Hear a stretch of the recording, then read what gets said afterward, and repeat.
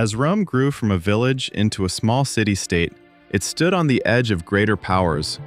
Perched along the Tiber River, Rome was still rough and developing.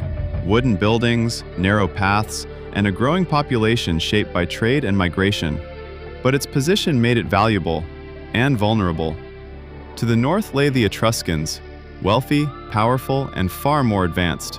For a time, they ruled over Rome, influencing its kings, culture, and military.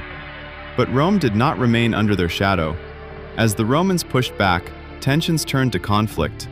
The struggle against the Etruscans became one of Rome's first true tests, a fight not just for land, but for independence.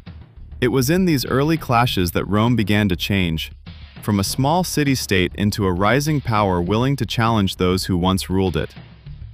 If someone refused to be absorbed into Roman rule, the consequences could be severe. Open resistance often led to sieges, destruction of cities, death, or enslavement of survivors. Those who resisted less directly might lose their independence and be forced into unequal alliances, paying tribute and supplying troops to Rome. A few chose to flee beyond Roman control, but as Rome expanded, that became increasingly difficult. In most cases, people had to choose between adapting to Roman rule or facing harsh punishment.